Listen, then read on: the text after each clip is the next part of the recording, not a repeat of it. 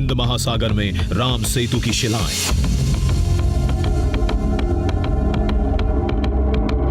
अरब सागर में महाबली हनुमान की गुफा,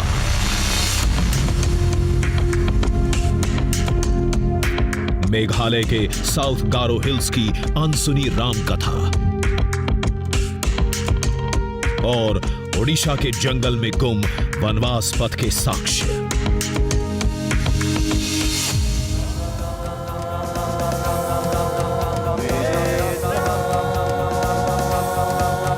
हिंदुस्तान के कोने कोने से रामायण के कई अनदेखे दृश्यम हम दुनिया के सामने ला चुके हैं।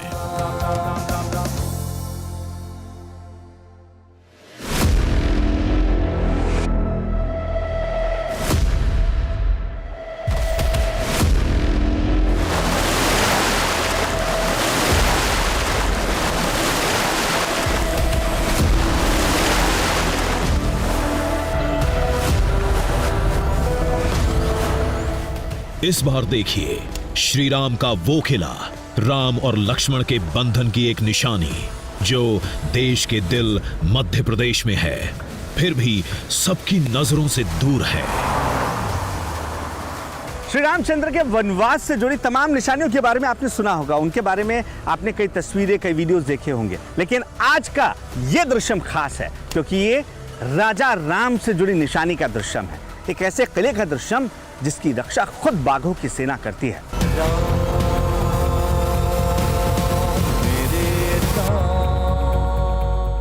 नमस्कार, जय हिंद।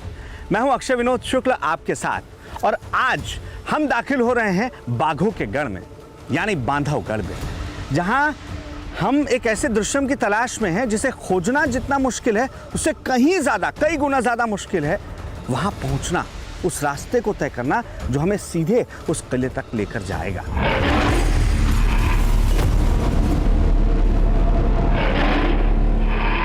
ये पहली बार है जब कोई टीवी चैनल का कैमरा आपको वो दृश्यम दिखाने की हिमाकत कर रहा है।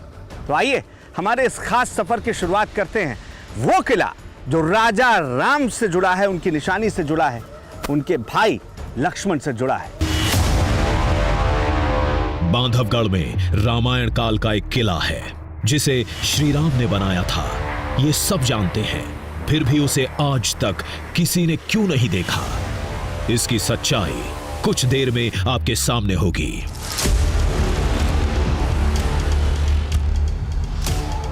सबसे पहला कारण है वन विभाग की विशेष अनुमति।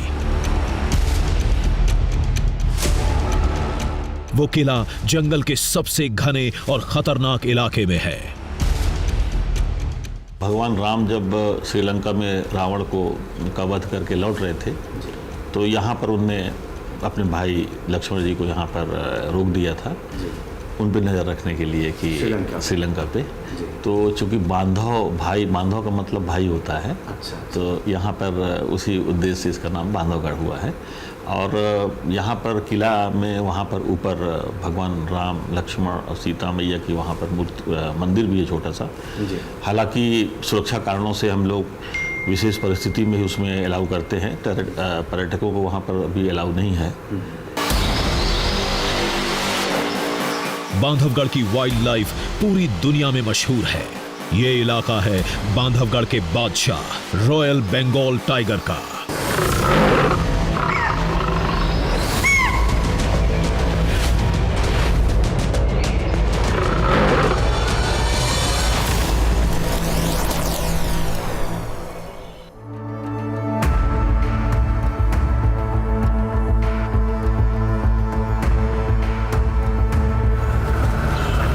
उस पौराणिक किले तक जाने का मतलब है खुद को खूंखार बाघों के हवाले करना, जो उस किले के रक्षक माने जाते हैं।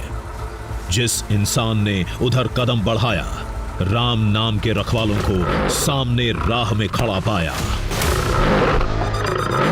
देखिए, बांधवगढ़ जंगल के भीतर जब आप दाखिल होते हैं तो ये पहली बात है जब हमें जहां जाना है, यानी जहां पर बांधवगढ़ किला बनाया गया है, उसकी पहली झलक मिलती है। ये जो आपको पठार सा खूबसूरत हिस्सा नजर आ रहा है। दरअसल यहाँ जो 36 पहाड़ियाँ हैं उनमें से एक पहाड़ी है और इसके ऊपर ही वो किला मौजूद है, जिस किले के भीतर हमें जाना है।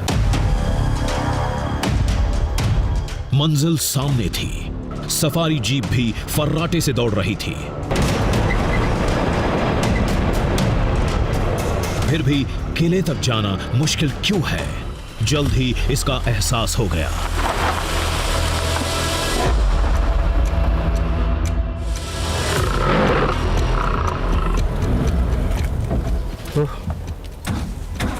क्या हुआ सर? गाड़ी बंद हो गई। गाड़ी बंद हो गई? देखिए, स्टार्ट करिए। एक सेकंड, सामने देखिए, सामने हाथी सर, हाथी। हाथियों का झुंड है ये तो। 1 2 3 4 3 हाथी हैं इसमें बच्चे के साथ। जीप अचानक बंद हो गई। सामने हाथियों का झुंड था। झुंड में एक बच्चा था। बच्चे की वजह से हाथी आक्रामक मोड में रहते हैं।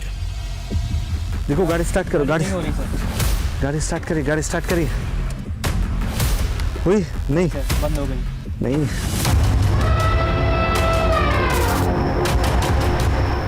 रुकिए, मैं धक्का देता हूँ, आप ट्राई करिए, आप ट्राई करिए। सर आ जाइए, आगे हाथी है। अरे रवि, एक बार और ट्राई करिए, मैं धक्का दे रहा हूँ। सर नहीं हो रही है, आप आगे देखिए देखिए, एक बार ट्राई करिए, ट्राई करिए। वाह, हो गई, हो गई, हो गई। बैठिए सर, बैठिए रुकिए सर, रुकिए, बैठिए सर। पीछे लो, पीछे लो, पीछे पीछे लो। ओह, 3 हाथी हैं यहाँ पर। लेकिन रास्ते में हमें जो एक हाथी मिला था, हो सकता है कि उसका परिवार है। इधर हमारी जीप स्टार्ट हुई, उधर झुंड का एक हाथी हमारी तरफ बढ़ने लगा। आओ आओ, जितना जितना तेज हो सकता है जल्दी भागो। चलो चलो चलो चलो चलो चलो चलो चलो चलो चलो,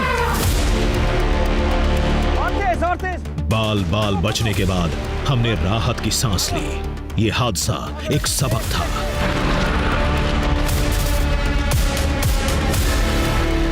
कुछ ऐसे खतरे लोगों को दुर्ग की तरफ जाने से रोकते हैं।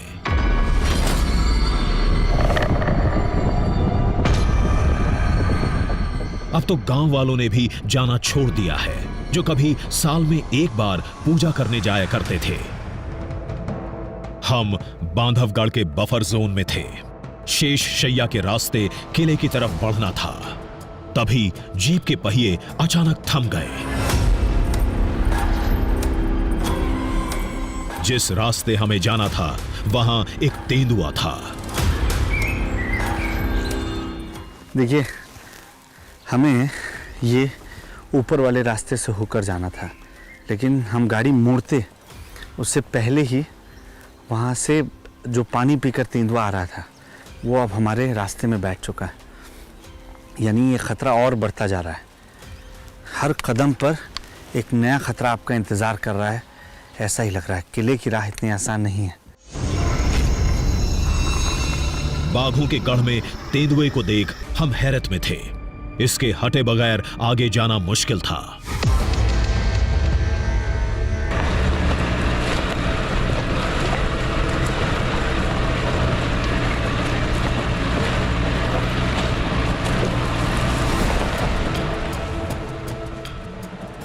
तेंदुए ने जब रास्ता दिया तो हम सीधे शेष शैया के सामने थे।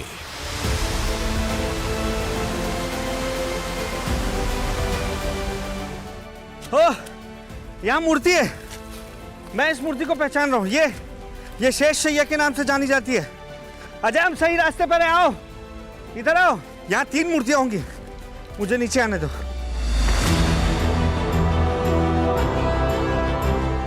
शेष शैया पर लेटे भगवान विष्णु की प्रतिमा अद्भुत थी। करीब 35 फीट लंबी, जिसके एक तरफ विशाल शिवलिंग है तो दूसरी तरफ ब्रह्मा जी की मूर्ति।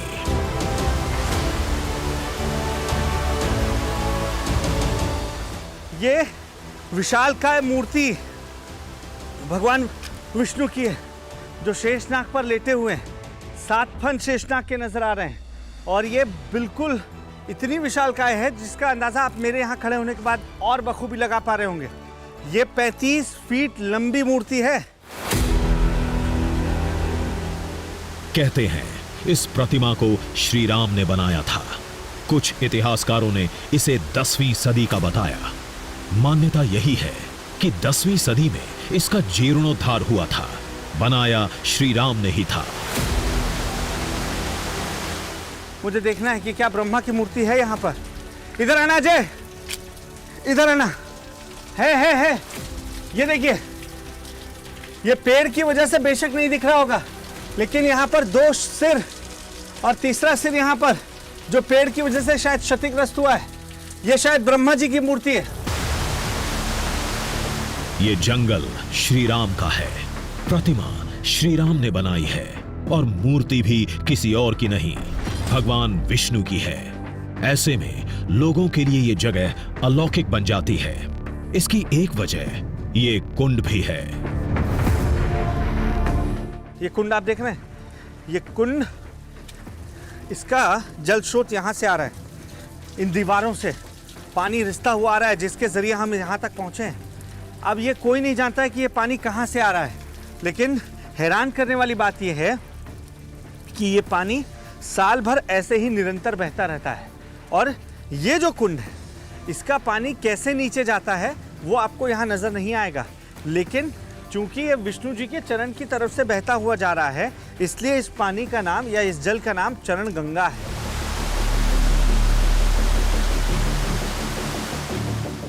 पीछे दीवार पर प्राचीन लिपि में कुछ लिखा था, पढ़ना मुश्किल था। कुछ तो लिखा था यहाँ पर, शायद इस जगह की कहानी या रामायण से जुड़ी कोई नई बात। ये देखिए, दीवारों पर कुछ लिखा हुआ है, लेकिन ये किस भाषा में है ये समझने वाले शायद अब ना बचे हों, क्योंकि ये लिपि जो है ये शायद ब्राह्मी लिपि है, जिसे बहुत कम लोग पढ़ पाते होंगे या कोई समझ भी ना पाए। क्योंकि ये देवनागरी होती तो आप भी समझ सकते थे, हम भी समझ सकते थे और आपको हम बता सकते थे।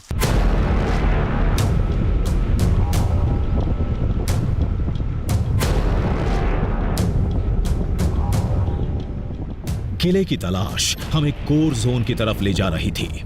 कुछ सवाल थे जिनका जवाब हासिल करना था। अयोध्या से 350 किलोमीटर दूर राजा रामचंद्र ने किला यहां क्यों बनवाया? लक्ष्मण जी को भेंट क्यों किया? हम अपने ही सवालों में गुम थे। तभी ड्राइवर रवि की एक चेतावनी ने चौंका दिया। काफ़ी ऊंचाई पे है वो, तो आप लोग पकड़ के बैठिएगा और जब वहाँ पे चले तो कोई खड़े नहीं होंगे। क्या है कि खतरा बहुत है, जब आप देखेंगे वहाँ तो एकदम सीधी चढ़ाई है वहाँ जाने के लिए।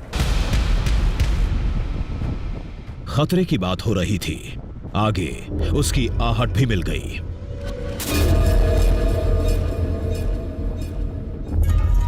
माँ और शावकों के पंजे हैं, माँ और 3 बच्चे हैं, ये आप देखिए। तो इसीलिए बिना पूछे आप गलती से मत उतरिएगा, क्योंकि चारों तरफ बाघ हैं। पगमार्क बढ़ते जा रहे थे। ऐसा लग रहा था हम बाघों की मांद में जा रहे थे। तभी एक दहाड़ सुन हम कांप गए। वापस चला गया जंगल।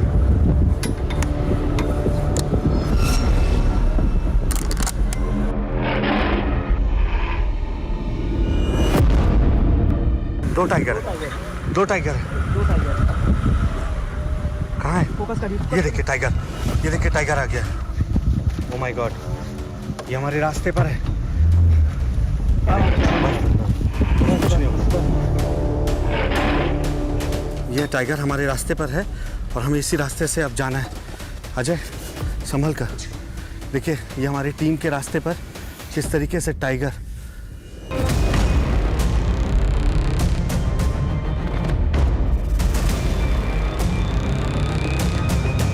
दरअसल शिकार करने यहाँ निकला था और हाँ थोड़ा ये देखिए।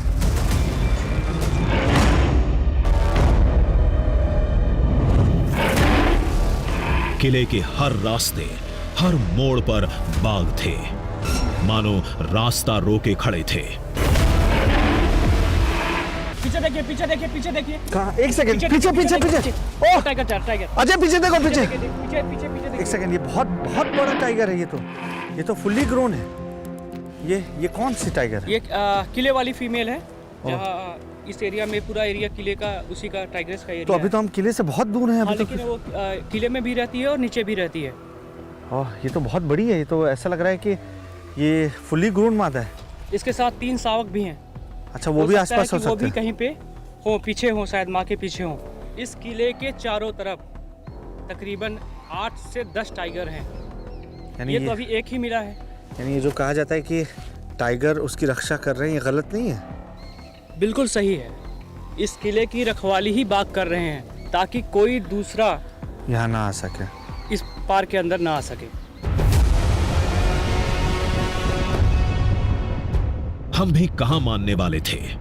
हर बाधा को पार करके आगे बढ़ते गए, नहीं तो श्री राम की वो अनदेखी निशानी सामने कैसे आती।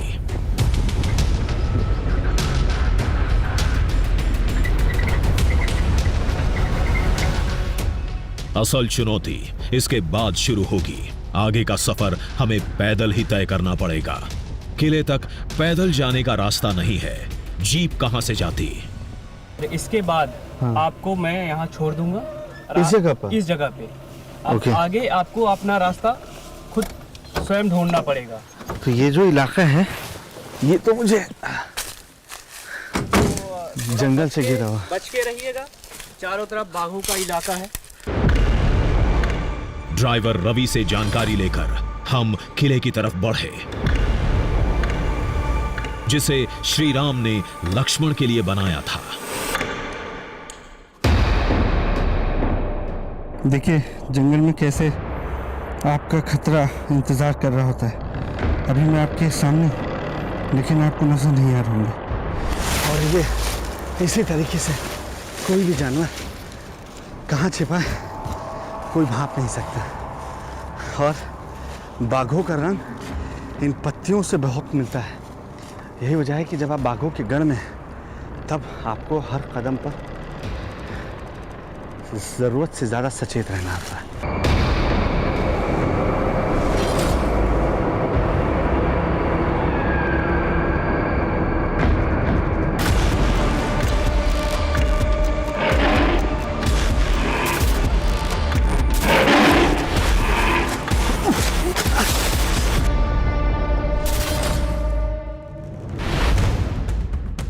लेकिन वहां मिलेगा क्या? कोई खंडहर, कुछ अवशेष या पत्थर के चंद टुकड़े? ये हम भी नहीं जानते थे। किले के पास आदिवासियों का एक गांव है, शायद वहां कोई जानकारी मिले। पानी की धार ने इशारा किया, जरूर आसपास आबादी होगी। ये वही चरण गंगा की धारा थी जो शेष शैया से निकलकर पूरे बांधवगढ़ को सींचती है।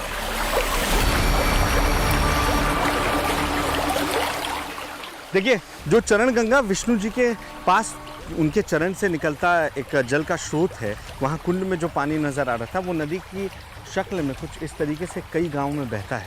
अब यहाँ पर जो मेड़ बना हुआ है, ये देख रहे हैं, धारा को मोड़ने के लिए एक मेड़ बनाया गया है।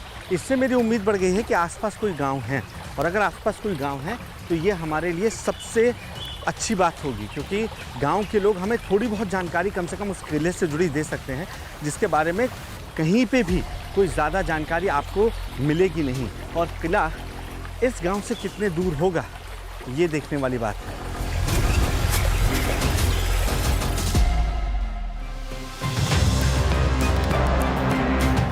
श्री राम की भूमि पर हमें लक्ष्मणपुर नाम का गांव मिला। घने जंगल में आबादी देख हमें हैरत हुई, लेकिन सुकून भी मिला। कई लोगों से बात की, किले की पहेली को सुलझाने की कोशिश की। फिर श्री राम की उस निशानी की कहानी सामने आई। अयोध्या का राजा बनने के बाद श्री राम ने लक्ष्मण के लिए एक किला बनवाया था, जहां से लक्ष्मण लंका पर निगाह रखते थे, क्योंकि लक्ष्मण जी को लगता था रावण का बदला लेने के लिए विभीषण अयोध्या पर हमला कर सकता था। ये कितने लोग जानते हैं कि जिस नल नील ने राम सेतु को बनाया था, उसी नल नील ने बांधवगढ़ के किले की भी नींव रखी थी। इसको नल और नील ने बनवाया था। जो राम सेतु जो किए थे उन्होंने बनवाया था। फिर जब भगवान रामचंद्र जी ने बताते हैं, ऐसे हमारे बुजुर्ग बताते थे कि मतलब भगवान रामचंद्र जी ने जब लंका से जब वापस लौटे थे, वो इस किले पे एक रात के लिए ठहरे थे। तो वहाँ से उनको लक्ष्मण जी को मतलब श्रीलंका उसका लंका की वो लाइट दिखाई देती, जो आग जो जल रही थी वहाँ पे। इन बैगा आदिवासियों को उस किले से बहुत लगाव है। कई पीढ़ियों से इसकी देखभाल भी करते आ रहे हैं, लेकिन बाघों के बढ़ते हमले ने उधर जाने से रोक दिया। अभी जानवर से आप लोग को भी उतना ही खतरा होता है? उतना खतरा होता है बेटा। गांव में भी आ जाता है? अरे क्या बताएं आपसे, वो पिछले उतना खतरा होता है। पिछले महीने में उसका वो लड़की जो है उसका 7 बच्ची पैदा होने के बाद 8वें में हुआ, और वो 14 साल हुआ, तो इससे वो 4 बजे उसको शेर ने बाघ ले गया। किला में क्या देखने को मिलेगा? रामचंद्र जी ने बनवाया था भाई के लिए, ऐसा बताते लक्ष्मण जी के लिए। हाँ, वो तो चर्चा चल रहा है और कोई उसको तो प्रगट देखा नहीं है। एक अनुमानित बताया जाता है, जैसे रामलीला में कहीं ये राम है या सीता है या भगवान है, तो एक अनुमानित बताया जाता है। कोई देखा नहीं है, देखा नहीं है, लेकिन अनुमानित बताया जाए, उसमें प्रकट भी होता है। ऐसा कुछ बात नहीं है। हाँ, वहाँ अभी भी प्रकट होता है? हाँ दादा। और वहाँ मूर्तियाँ हैं? सब कुछ है वहाँ। आप चल के चढ़ के देखिए, तब फिर देखिए अब क्या बताएं। गांव वालों को अलविदा कह के हम आगे बढ़े।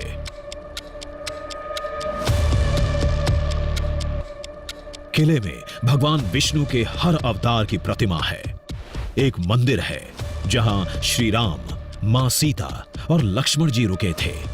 एक चोटी है जहां से लक्ष्मण लंका पर निगाह रखते थे। गांव वालों ने यह सब बता दिया था, लेकिन किले की तस्वीर को पहली बार टीवी पर दिखाने का काम हमें करना था।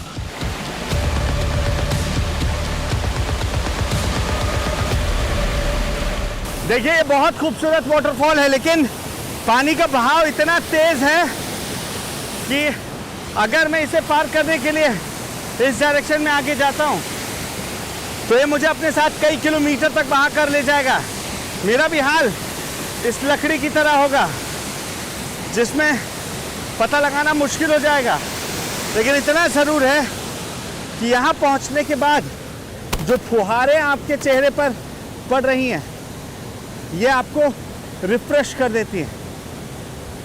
किले के रास्ते में ये एक ऐसा वाटरफॉल है जो किसी का भी दिल जीत सकता है, और ये भी अपने आप में एक दृश्यम है।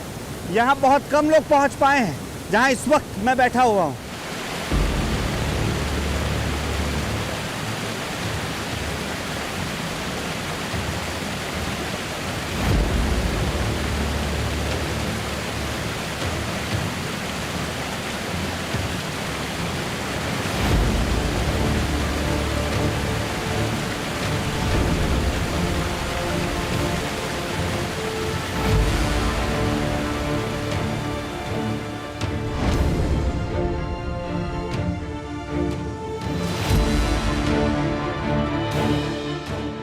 देखिए, अब ये जो चट्टान है ये लगातार ऊपर उठती दिख रही है। किला उधर हो सकता है। जल्दी आओ राजेश, अजय जल्दी आओ, दौड़कर। हाँ, चट्टानों को पार करके जैसे ही हम ऊपर पहुंचे, हमारे सामने श्री राम के पौराणिक दुर्ग का द्वार था। सामने क्या था, किस हालत में था, सब भूल गए। बस रामायण काल के इस किले को निहारते रहे।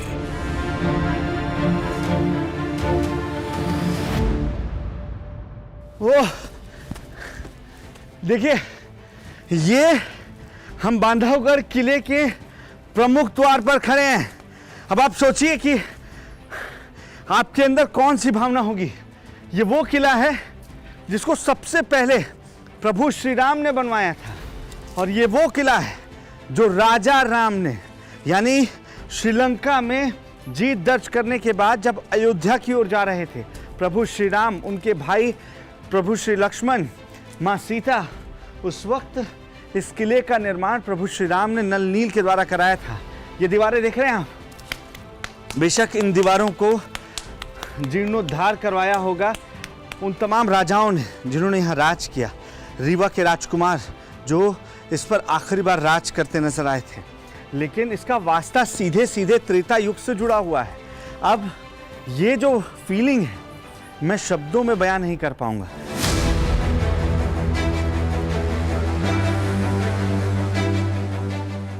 बेशक ये किला कई बार टूटा, कई बार बना, बाद के राजाओं ने इसका नक्शा भी बदला, लेकिन इस भूमि से लोगों की आस्था आज भी जुड़ी है, क्योंकि ये राजा रामचंद्र की धरा है।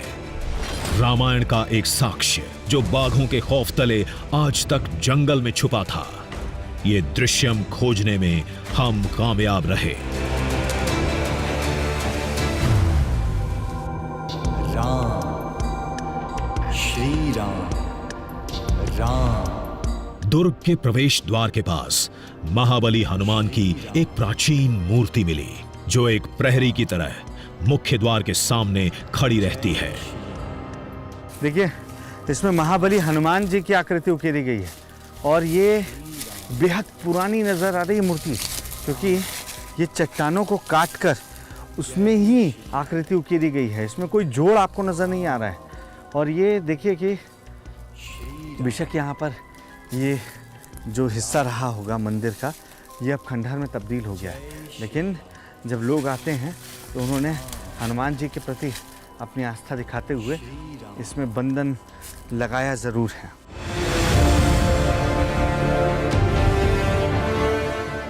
त्रेता काल से कलयुग तक इस किले ने एक लंबा सफर तय किया है। 1617 तक किले पर बघेल शासन की रौनक थी। बाद में इनकी राजधानी रीवा हो गई। फिर किला और आसपास का इलाका खंडहर में तब्दील होता चला गया। सिंहासन पर कोई भी बैठा हो, हुकूमत यहां राजा रामचंद्र की ही चली है। कभी कहानियों में तो कभी इन निशानियों में। देखिए, हर कदम पर यहाँ पर आपको सचेत रहने की ज़रूरत है, क्योंकि आपको नहीं मालूम है कि किस हिस्से में कौन सा जानवर छिपा है। अरे ओह अजय, ये तो बहुत बड़ी मूर्ति है। ये किसकी मूर्ति है? ये देखने के लिए थोड़ा दूर जाना होगा। एक सेकेंड।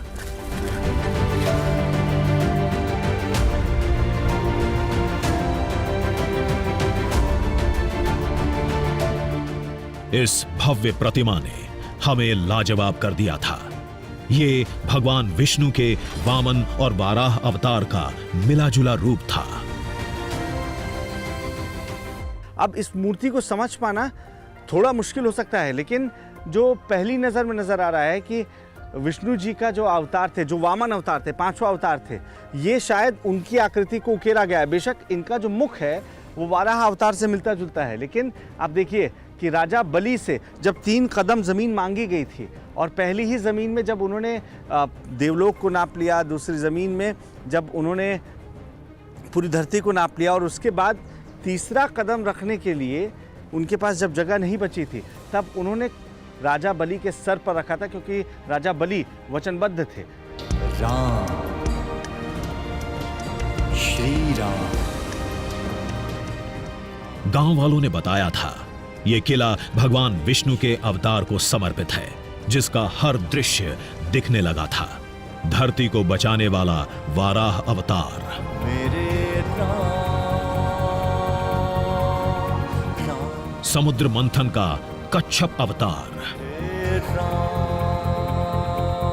ये भूमि श्री राम की है, यानी भगवान विष्णु के 7वें अवतार की।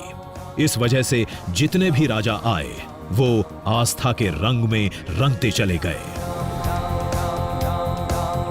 देखिए, मैं हैरान हूं, क्योंकि हर कदम पर ये किला आपको चौंकाता है और मुझे भी ये मंदिर का स्ट्रक्चर देखकर ये समझ नहीं आ रहा कि यहाँ ऐसे कितने मंदिर या कितने स्कल्पचर्स छिपे हुए हैं। मैं अंदर देख रहा हूँ तो एक मछली की आकृति बनी हुई है। शायद ये विष्णु जी के मत्स्य अवतार को दिखाया गया है। अंदर जाने के लिए लाइट चाहिए, संभल कर आना जाए।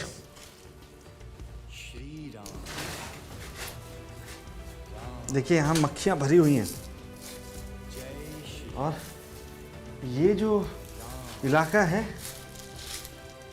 ऐसा लग रहा है कि जैसे आसपास किसी पानी में मछली रखी होती है तो वहाँ से जैसी गंध आती है, बिल्कुल वैसे ही गंध यहाँ पर आ रही है। अरे अजय अंदर आना, इसमें कुछ लिखा हुआ है। इसमें किसी भाषा में लिखा है, शायद ये पाली है। राम, जय श्री राम।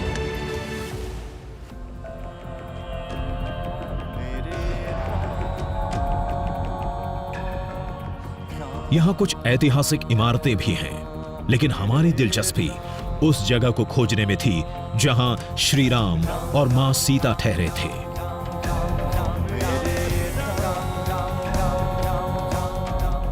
जहां से लक्ष्मण लंका पर निगाह रखते थे। ये राम मंदिर उसी पौराणिक जगह की पहचान है। राम,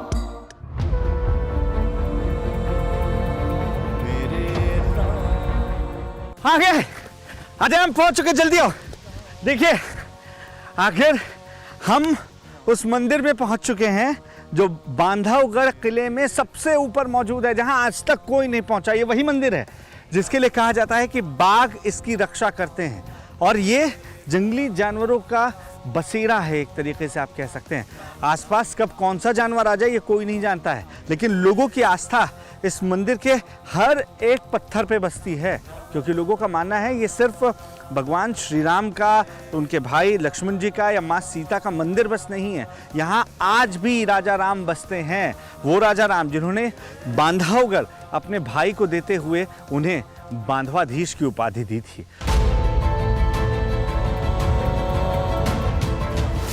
ये मंदिर जंगल की सबसे ऊंची जगह पर है, जिसके पीछे एक चोटी है। कई किलोमीटर साफ दिखता है। कहते हैं इसी जगह से लक्ष्मण जी लंका पर निगरानी रखते थे।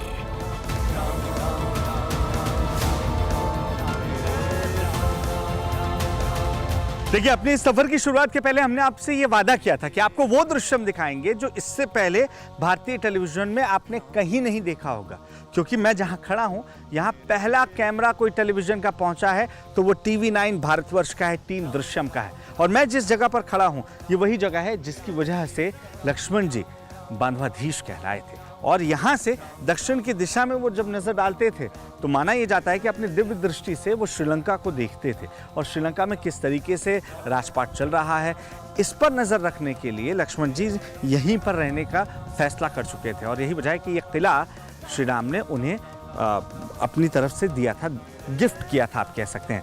अभी जब आप यहाँ पर खड़े होते हैं और नजर डालते हैं तो आपको सिर्फ और सिर्फ चारों तरफ खाली मैदान नीचे नजर आ रहे हैं।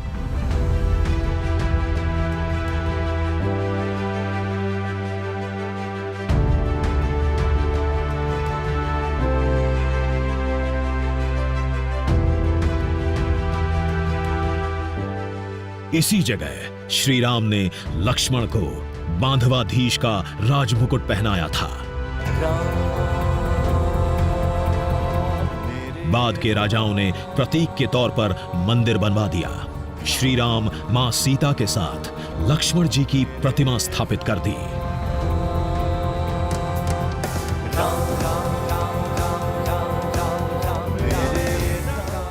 देखिए ये जो मंदिर है ये बांधवगढ़ के देवता का मंदिर है, यानी बांधवाधीश, यानी भगवान राम जी के भाई लक्ष्मण जी का ये मंदिर माना गया है। और ये मंदिर तब से अब तक उसी तरीके से स्थित है, जिसमें आप देखिए कि मूर्तियां बनाई गई हैं, भगवान श्री राम हैं, लक्ष्मण जी हैं, माँ सीता हैं और वहाँ चरणों पर हनुमान जी बैठे हुए हैं। और माना ही जाता है कि यही पूरे इलाके की रक्षा करते हैं और यही वजह है कि साल में एक बार कम से कम लोग यहाँ पर आते हैं, पूजा अर्चना करते हैं। उसकी इजाज़त बड़ी मुश्किल से मिलती है, गांव के कुछ लोग ही यहाँ पहुँच पाते हैं।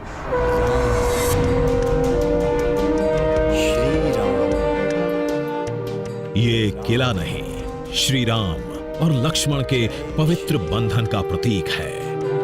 राम, श्री राम, राम कथा का वो छुपा हुआ साक्ष्य है जिसे किस्से कहानियों में भी जगह नहीं मिली। एक ऐसी कहानी जिसे लोगों ने मिथक मान लिया था। बाघों के खतरे ने रामायण की इस निशानी को सबकी नजरों से दूर कर दिया। लेकिन हमने उस किले का, उस मंदिर का दृश्यम पहली बार दुनिया के सामने लाकर साबित कर दिया, ये धरा राजा रामचंद्र की है।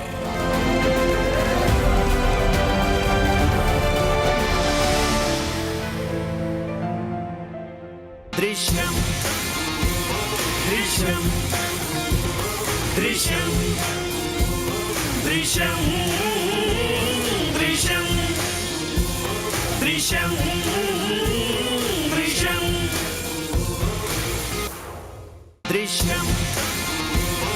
दृश्यम दृश्यम दृश्यम दृश्यम दृश्यम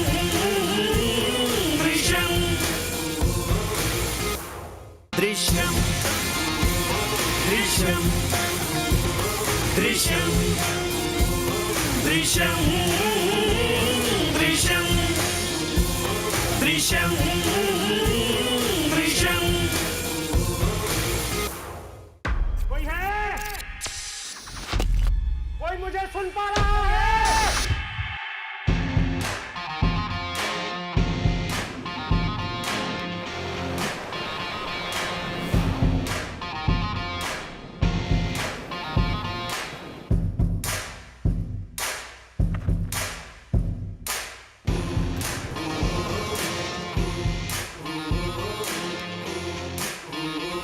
दरिया में झांकेंगे, पर्वत को नापेंगे, बांधेंगे धरती को अंबर की डोरों से।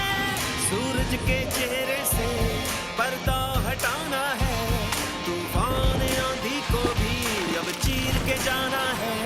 कुदरत की मुट्ठी से अब छीन लाएंगे हम, कुदरत की मुट्ठी से अब छीन लाएंगे हम।